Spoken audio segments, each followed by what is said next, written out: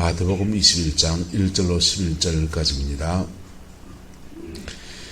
그들이 예루살렘에 가까이 가서 감람산 벳박에 이르렀을 때에 예수께서 두 제자를 보내시며 이르시되 너희는 맞은편 마을로 가라. 그리하면 곧 매인 나귀와 나귀 새끼가 함께 있는 것을 보리니 풀어 내게로 끌고 오라. 만일 누가 무슨 말을 하거든 주가 쓰시겠다 하라. 그리하면 즉시 보내리라 하시니 이는 선지자를 통하여 하신 말씀을 이루려 하심이라.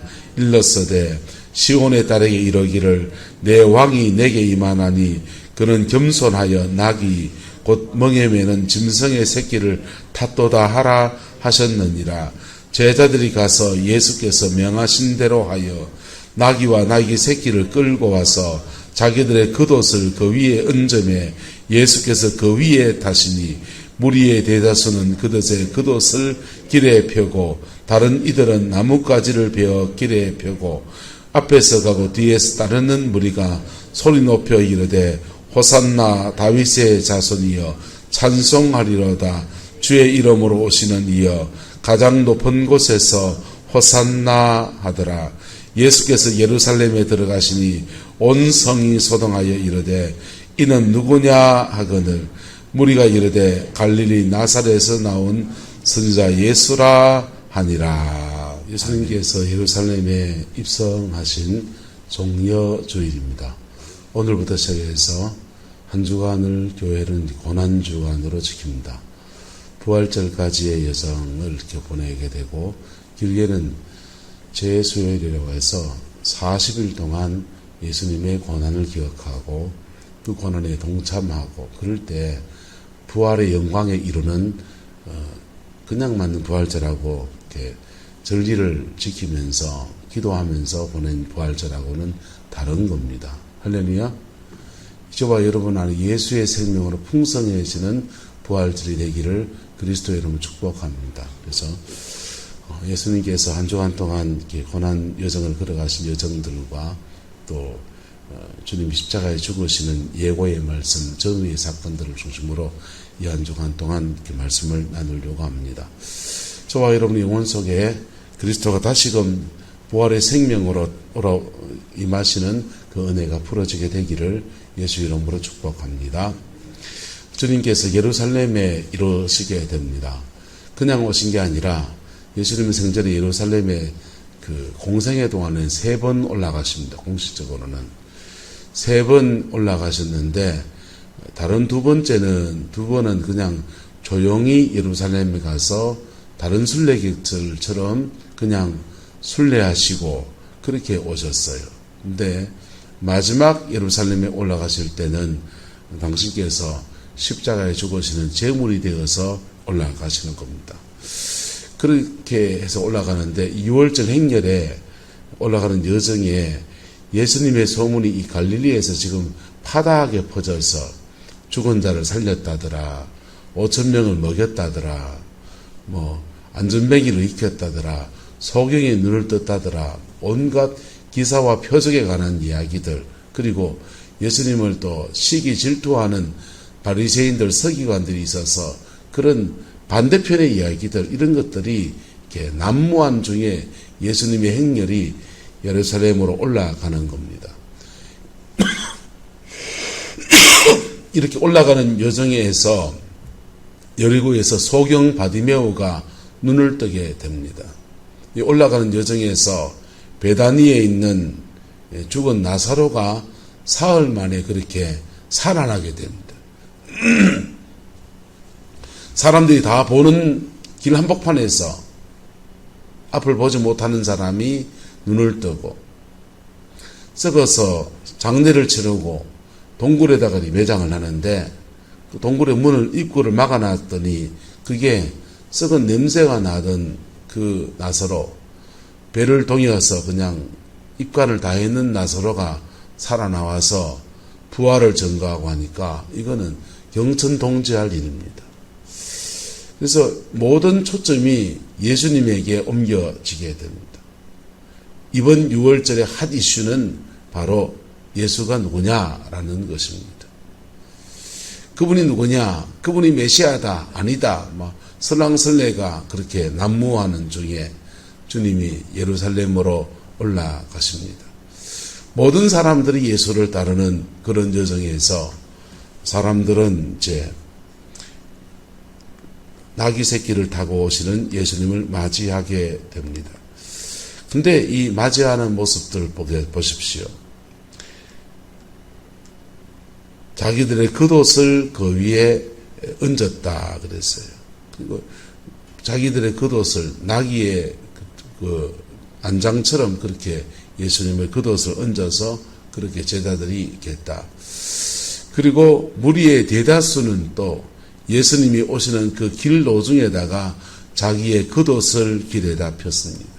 다른 사람들은 나뭇가지를 베어서 길에서 펴기도 하고 나뭇가지를 뒤에서 흔들면서 예수님을 맞이합니다. 그리고 말하기를 다윗의 자손이여라고 고백을 하는 것입니다. 이 고백 누가 했습니까? 베드로가 고백했던 말입니다. 다윗의 자손이여. 어제 나눴잖아요. 다윗의 자손이여. 이 다윗의 자손이여라고 하는 말은 그는 단순하게 다윗의 맥을 이어가는 한 아들을 말하는 게 아니라 다윗의 통치를 이 땅에 가져올 그 사람이여라고 고백하는 것입니다. 메시아여라고 고백하는 것입니다.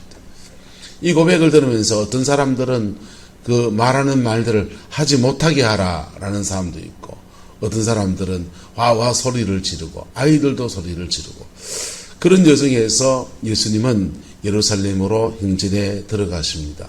그런데 이렇게 예수님을 열렬히 환영했던 이 수많은 무리들이 예루살렘 성에 들어가셔서 주님이 첫 번째 하신 일이 성전을 정결케 하시는 그 일을 딱 보면서부터 마음이 다 돌아서 버려요.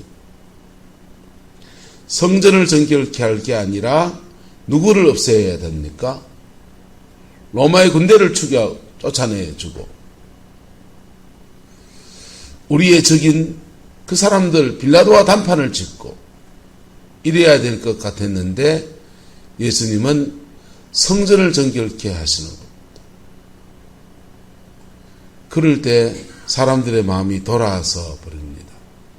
저 사람이 다윗의 자손인 줄 알고 저 사람이 이스라엘 나라를 회복할 줄 알았는데 신하는 로마는 안 치고 성전을 정결케 하다니 또는 비둘기 파는 자의 상을 엎고 돈 바꾸는 자의 그 전대를 엎고서 그리고는 주님은 성전을 정결케 한다고 하는데 그 사람들 보기엔 온 난리를 치다니 이렇게 여론이 바뀌는 겁니다. 그리고는 예수님이 잡혔을 때 이 사람들은 빌라도가 말합니다. 이 사람을 놓아줄까 바라바를 놓아줄까 라고 할 때 사람들은 이 무리들은 기차 없이 소리를 지릅니다. 고민도 하지 않습니다. 바라바를 놓아달라 할까 예수님을 놓아달라 할까 물에 빠지면 아내가 묻습니다. 여보 나 물에 빠지면 엄마랑 어머니랑 내가 물에 빠지면 누구를 먼저 건질 거야? 남자가 고민을 해야 되잖아요. 누구를 건져야 될까? 누구를 건져야 될까? 엄마를 건져야 될까? 마누라를 건져야 될까? 고민하잖아요. 고민할 틈도 없이 이 사람은 외칩니다. 바라바를 놓아달라고. 여러분, 신앙생활을 하면서 신앙의 무리들의 신앙에서 진정한 고백의 신앙으로 나아가는 저와 여러분 되시기를 예수님의 이름으로 축복합니다. 오늘 이 호산나를 외치는 사람들은 분위기에 지금 업되어 있는 겁니다. 나사로가 살아났다더라. 그리고 여리고 소경이 눈을 떴다더라. 봤나? 나는 봤지. 나는 못 봤는데 와 궁금하다 야. 그런 수많은 함성들과 외침들 속에서 그렇게 나아갑니다. 하지만 이것도 그들에게는 지금은 진심이에요. 바라바를 놓아달라는 것도 진심이고 지금 예수님 앞에 환호를 지르는 이 사람들도 이 모습도 진심인 겁니다. 근데 그 왕이신 예수 그리스도가 그들에게 개혁의 칼을 들이댈 줄 몰랐거든요. 그들 자신을 위해서 너희가 변해야 된다라고 외칠 줄 몰랐거든요.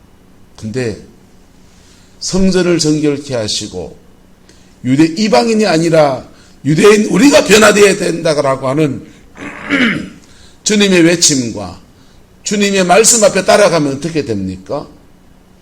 그러면요, 따라가 진정한 신앙으로 들어가게 됩니다.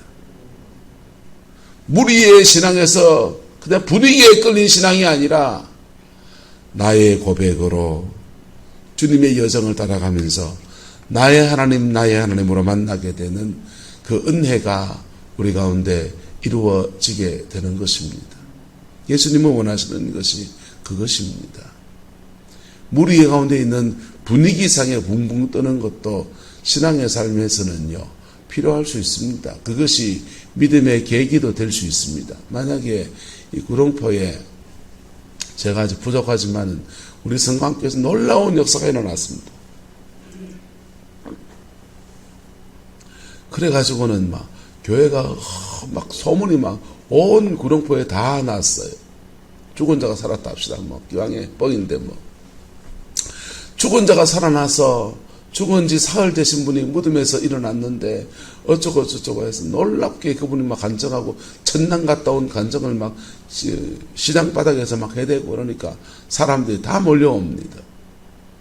그렇게 몰려오면 그 사람들이 분위기에 업된 겁니까? 자기의 고백인 겁니까? 분위기에 업된 것이죠. 분위기에 업돼서 몰려왔지만은 그러나 신앙의 삶은요, 항상 고비를 지나갑니다. 뭘 지나간다고요? 고비를 지나가는데 고비를 잘 넘기다 보면, 주님과 함께 넘다 보면 그 예수 그리스도는 나의 하나님이시고 나의 구주이시고 내 안에 계신 그분이 되어지는 은혜가 부어지는 거예요. 할렐루야. 그렇지 않으면 지나가는 한 명의 이야기가 되어버립니다. 그때는 진심이었지만은 시간이 지나보면 자기에게는 아무것도 남지 않는 그분일 뿐입니다. 심지어는 오늘 본문의 이야기절처럼 예수님을 바라바를 놓아줄까, 예수를 놓아줄까, 선지자 예수를 놓아줄까 할 때 주저없이 바라바를 택하는, 고민도 하지 않고 바라바를 택하는 그런 무리의 고백밖에 남지 않는 것입니다. 여러분, 예배당 안에서, 신앙의 삶 안에서 두 가지 부류의 사람이 예배당 안에 실제로 존재합니다. 교회라고 하는 공동체에 있으면서 무리의 고백을 가지고서 나의 고백인 줄 착각하는 사람들이 있습니다. 그 사람은요, 천당 갈지 안 갈지 저는 몰라요. 저는 몰라요. 그러나 본인의 고백으로 서 있는 사람들이 있습니다. 그 사람들은요, 1년, 2년, 3년, 4년, 5년, 10년 신앙생활 이래 하다 보면요, 보여요. 그냥 아이고 저 사람은 끝없는 사람이 분명하다. 저 사람 천당 안 가면 누가 천당을 가냐. 여러분, 그 사람들의 특징이 뭔지 압니까? 주님과 함께 보낸 시간이 있다는 겁니다. 주님과 함께 인생의 고비를 넘어가 봤고요. 주님과 함께 낮아짐의 시간도 지나가 봤고요. 주님과 함께 인생의 우여곡절도 지나가 봤고요. 그 고비를 넘어가면서 주님이 주시는 그 승리의 영광도 한번 취해보기도 했고요. 그 속에서 깊이 만나주시는 은혜도 경험해 봤고요. 할렐루야. 그게 이 무리들의 고백과 진정한 고백을 한 사람들의 차이인 것입니다. 저와 여러분 안에 오늘도 우리는 고난주간을 시작해 갑니다. 이 고난주간의 여정 안에서 예수 그리스도를 진정한 내 마음의 구주로 또는 내 마음의 주인으로 영접하고 받아들이는 그 은혜가 있게 되기를 예수님의 이름으로 축원합니다. 신앙을 처음 가지는 사람들은 예수님을 나의 구주로 받아들여야 돼요. 내 죄를 위해 죽으신 예수님. 어느 날 명절이 되어서 집에 갔다가 가족들이 이렇게 앉아있다가 설거지를 우리 어머니 뭐 이것저것 정리가 주방에 계시고 집사람이랑 재수씨랑 아버지를 붙잡고 구원의 확신을 체크합니다. 아버님 예수님 믿지요? 그래 믿는다. 그래 이런저런 얘기하면서 확실히 체크해봐야겠다는 생각이 들었습니다. 당돌한 질문을 하기 시작했습니다. 아버님 예수님이 우리 죄를 위해 죽으신 거 믿습니까? 그래 믿지. 우리 아버지가 그래서 그래 딱 하대 이랬어요. 두 번째 질문이었습니다. 아버님 예수님이 아버님 죄 때문에 죽으신 건 믿습니까? 그래 딱 하되 그럼 아버님이 죄인인 걸 인정하십니까? 아버님이 돌변하셔가지고 이놈아 내가 무슨 죄가 있노? 며느리 둘이서 쩔쩔맵니다. 아버지가 죄인이라는 것을 증명하기 위해서 아버지 이러면 죄인이고 저래도 죄인이고 이래 죄인이잖아요. 막 설득을 하려고 하는데 아버지가 요지부동입니다. 우리 어머님이 주방에서 기동량으로 듣다가 못 참겠는지 문을 삐끔 열고서는 한마디 하셨어요. 당신이 어째 죄인 아니고 내한테 한 걸 생각해봐라. 그 다음 말씀 안 하셨습니다. 우리한테 무슨 일이 있었는지. 근데 아버지가 꼬리를 내리시더라고요. 그래 맞다 내 죄인이다 이러시더라고요. 여러분 저희 아버님이 신앙생활을 하시면서 이제 그 고비를 지나서 이제는요 당신의 고백으로 신앙생활이 정말 중요하고 믿음 안에 서 있는 고백을 요즘 하시는데요. 그때는 그랬었습니다. 여러분 진정한 고백으로 들어간 여정 안에서 우리는 어떤 사람은 나의 죄를 용서하시고 구속하시는 그 은총의 하나님 속죄의 구세주를 나의 구주로 영접해야 돼. 근데요 믿음 생활한 지 좀 지나고 교회 직분도 있고 하나님의 많은 은혜를 경험해 본 사람들은요 예수님을 구세주로 영접하는 게 아니에요. 한번 따라합시다. 예수님은 내 인생의 주인이십니다. 신앙의 수준이 달라지는 거예요. 예수님이 내 인생의 주인이십니다. 회개 다 했는데 뭐 주님 이미 내 구세주인데 뭐 그 다음부터는요 순간순간마다 인생의 고비고비마다 예수님은 내 삶의 주인이십니다. 이 고백하는 겁니다.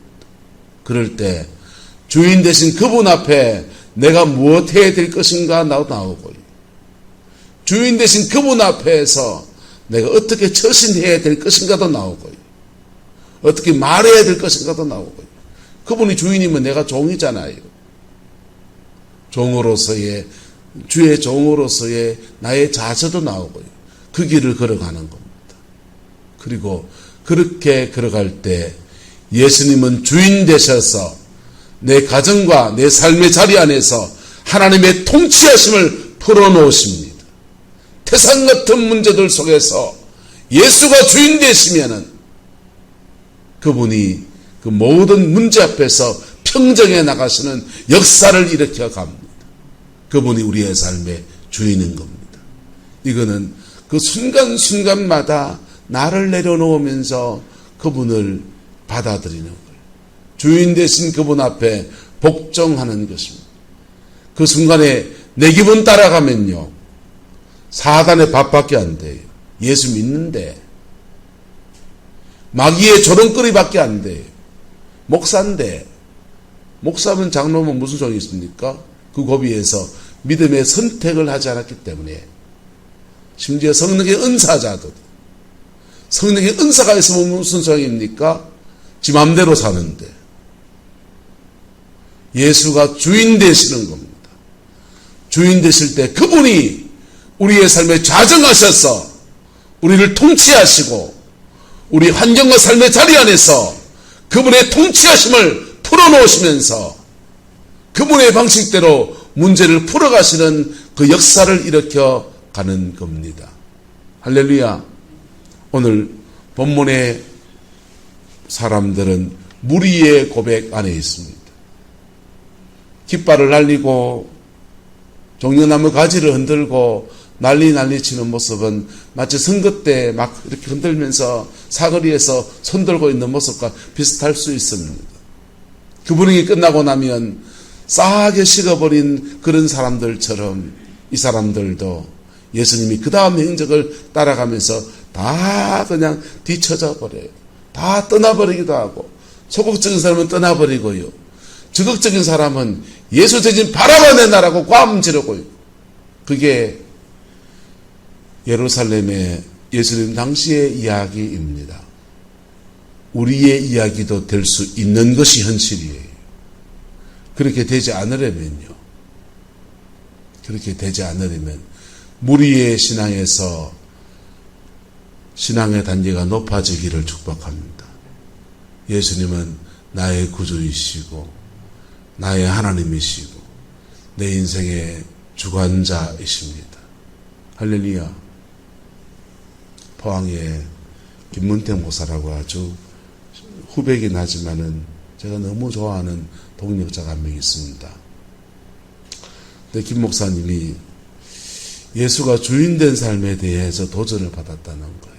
그래서 함께 모여 기도회를 하는데 1시간 동안 다른 거 하지 말고 예수님은 내 삶의 주인이십니다. 예수님은 내 삶의 주인이십니다. 이 고백만 1시간 하자는 겁니다. 그래서 해보자 까짓 거. 이래도 기도하고 저래도 기도하는데 오늘은 그냥 기도 제목이 다른 거 고백 안 하고, 그때는 우리는 마다 불 받는다고, 은사 받는다고, 전이 받는다고 막 그런 기도하고 방언 기도 막 할 때인데, 그 기도 하지 말고 예수님이 나의 주인이십니다. 이 고백만 하자 이랬습니다. 그래서 예수님 나의 주인이십니다. 예수님 나의 주인이십니다. 예수님 나의 주인이십니다. 이 고백을 쭉 하고 있는데, 저는 태생이 어떠냐 하면요, 똑같은 말들을 반복하는 걸 되게 싫어하는 스타일. 똑같은 일을 반복하는 걸 좀 싫어하고 자꾸 새로운 길을 추구하는 그런 스타일입니다. 그래서 똑같은 말을 반복해서 주님께 이렇게 고백하는 게 좀 조금 지겹기도 하고 너무 관념적인 것 같아서 말을 좀 바꿔서 할 게 뭔가 생각해 봤어요. 그래서 이런 생각이 들었습니다. 예수님이 나의 주인이시면 나는 뭡니까? 종이고요. 주님 나의 신랑이시면 나는 뭡니까? 신부고요. 주님 나의 목자이시면 나는 뭡니까? 양이고. 주님 내 아버지시면 나는 뭡니까? 자녀잖아요. 그래서 예수님이 나의 주인이시라면 나는 종이로구나. 종으로서 고백을 해보자 했어요. 종으로서 고백하려고 달려드니까 회개할 게 한 자리가 나오는 거예요.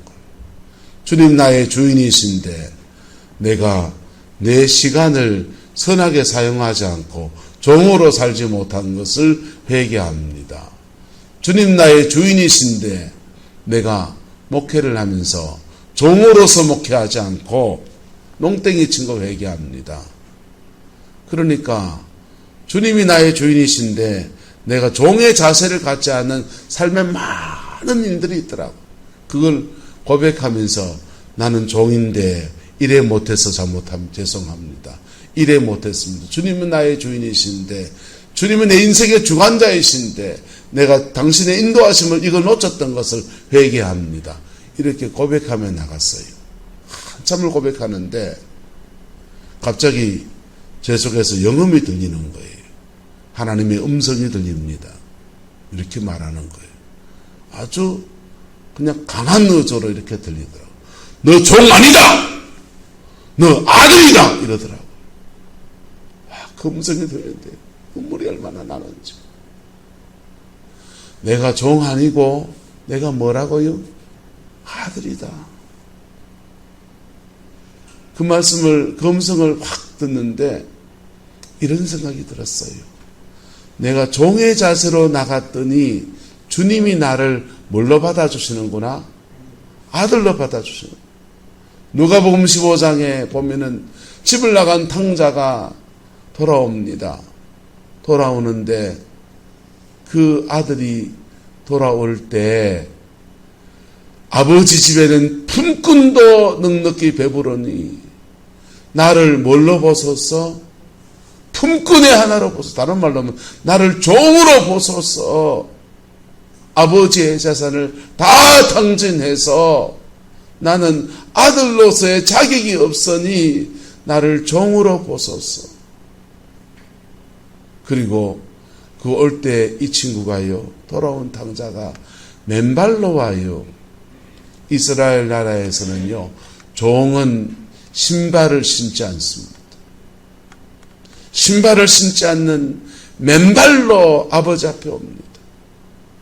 근데 그렇게 종으로 오겠다고 달려오는 그 아들을 주님, 아버지는요, 종으로 받으면, 그래, 너네 집에 가서 고생 많이 했는데 우리 집에 와서 너는 네 몫의 재산을 너 다 받았으니 너 우리 집에서는 분깃은 없지만은 그래도 밥은 뭐 줄게 해갖고 세경을 얼마 줄까? 1년치 세경을, 남들한테는, 다른 종들한테는 숙련된 사람은 우리나라 돈으로 따져봅시다. 1년에 그저 2천만 원 주는데 니한테는 비숙련공이니까 비숙련공은 1,500만 원 주고 니는 그러면은 비숙련공이지만 그래도 그간에 정이 있으니 좀 올려가 1,800만 원부터 시작하자. 그러니까 그 다음에 잘하면은 그 다음에 2,500만 원 정도까지 올려줄 수 있다. 그래 그 삭세에 대한 흥정이 들어가야 돼. 근데 아버지는 그를 을사 안으시고 그의 없는 신발을 다시 신겨주시고, 신발을 신겨준다는 말은 그의 신분을 말합니다. 너는 이제 아들이라는 것입니다. 옷을 입혀주시고, 그리고 그에게 손에 가락지를 끼워줍니다. 가락지는 인장반지예요. 요즘 주머니에 이렇게 열면은 지갑 안에 비장의 무게가 있잖아요. 이거 하나. 신용카드. 이거 갖고 와서 어디에다가 기름을 넣든지 뭐 하면 결제하고. 결제가 돼가지고 한 달 지나서 만기가 되면은 통장에서 나가고, 통장에서 안 나가면은 저는 마누라한테 얘기합니다. 여보, 결제 금액이 이만큼 나왔는데 통장에 잔고 없단다. 돈 좀 넣어놔라. 그러면 우리 마누라가 돈이 어디서 났는지 할 땐 갖다 채워놔요. 자, 인장반지입니다. 그 가문의 상징인 인장반지라고요. 그 반지를 둘째 아들, 재산을 탕진한 종이 되어 오겠다고 하는 그 아들의 손가락에 끼워져서 네가 찍으면 내가 결제하겠다는 거예요. 할렐루야. 저와 여러분들이요, 주님 앞에 종의 자세를 가지고 다가오면요, 무너지고 쓰러진 그 자리에서 종의 심장을 가지고 나오면 주님은 저와 여러분 아들로 받으셔서 여러분이 네가 기도하면 내가 찍어줄게, 네가 간구하면 내가 도장 찍어줄게, 결제해줄게, 인장반지 씌워주시고요, 제일 좋은 옷을 입히시고요, 송아지 벌죽에서 잡아서 잔치를 벌리시고요, 큰아들은, 옆에 있는 이미 아들인 큰아들은 시기 질투하고 극해도 아버지의 사랑은 그 사람에게 그냥 쏟아지는 거예요. 할렐루야. 여러분, 예수를 처음 믿는 분이시라면 예수를 구주로 영접하라고 했어요. 여러분은 그런 단계를 넘어섰습니다. 예수님은 여러분의 삶의 주인이십니다. 내 삶의 주권을 주께 드릴 때 주님은 우리 마음의 보좌에 자리를 잡으시고 인생의 보좌에 자리를 잡으시고 무너지고 깨어졌던 모든 것들을 회복시키시는 은총의 역사를 허락하십니다. 무리의 신앙에서 진정한 고백의 신앙으로 나아가게 되기를 그리스도의 이름으로 축원합니다. 기도하겠습니다. 좋으신 아버지 하나님, 우리의 삶의 주인이신 예수 그리스도를 오늘도 우리가 겸허하게 맞이합니다. 내 마음의 보좌에도 좌정하여 주시고 인생의 보좌에도 좌정하여 주시고 요동치는 코로나의 현장 가운데서도 좌정하여 주셔서 하나님 당신의 통치와 하나님 나라의 그 영광을 허락하여 주시옵소서. 여호와께서 함께해 주시기 원합니다. 오늘도 주의 백성들이 주의 전에 이르러 예배하며 나갑니다. 예배할 때에 각 사람의 심령 속에 좌정하셔서 성령을 통해 은혜를 베풀어 주시고 보혈을 통해 속죄의 영광을 주시고 믿음의 사람 되어지는 은총도 주시고 믿음 안에 있는 사람들에게는 더 깊은 은총 속에 끌어가시는 은혜의 역사 허락하여 주시옵소서. 여호와께서 함께해 주시기 원합니다. 예수님의 이름으로 축복하며 기도드리옵나이다. 아멘.